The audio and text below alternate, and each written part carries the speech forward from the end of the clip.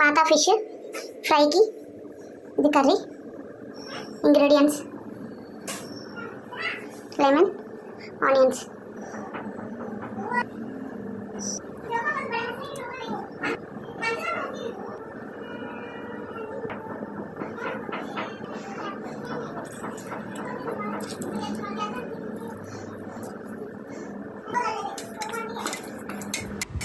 ఉప్పు కారం వేసాం కదా, దాంతోపాటు అల్లం పేస్ట్ వేసుకొని మంచిగా కలుపుకుందాము. అలా కలుపుకున్న తర్వాత ధనియాలను మీ దగ్గర మసాలా ఉంటే ఇంట్లో ఇన్స్టెంట్గా ఉంటే వేసుకోవచ్చు.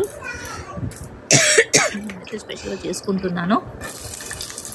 ధనియాలు, మెంతులు, జీలకర్ర వేసి కొంచెం వేయించుకున్నాను. దాన్ని మిక్సీ పట్టేసి మనం ఆ ఫ్రైకి సంబంధించిన దాంట్లో, కర్రీకి సంబంధించిన దాంట్లో కలుపుకుంటాము. దాని తర్వాత బౌల్లో ఆయిల్ పోసుకొని పచ్చిమిరపకాయలు, కరివేపాకు కొంచెం వేసాను, ఆనియన్స్ వేసి కొంచెం మగ్గనిచ్చిన తర్వాత ఈ మిక్సీ పట్టుకున్నాం కదా, ఈ మిక్సీ పట్టుకున్న కొంచెం పౌడర్ని ఆ ముక్కలు పట్టించేసి అది కూడా మనం ఆనియన్స్లో కలిపేస్తాము. ఇప్పుడు ఆల్రెడీ మనం కొంచెం అల్లం కలిపాము. ఆ అల్లంతో పాటు ఇంకో కొంచెం కర్రీకి అవసరం పడుతుంది కాబట్టి రుచికి తగ్గట్టు కొంచెం వేసుకోండి. పసుపు, కారం, ఉప్పు కూడా వేసాను, కారం కూడా వేసాను. మళ్ళీ తిరిగి ఇది మనం కర్రీ చేస్తున్నాం కాబట్టి ఇలా కర్రీగా దగ్గరకు వచ్చిన తర్వాత వాటర్ అయిపోయిన తర్వాత మనం పట్టిన మసాలా, గరం మసాలా ఇంట్లో ఉంటే వేసుకోండి. మీకు ఇన్స్టెంట్గా ఇంట్లో ఉంటే నో ప్రాబ్లము.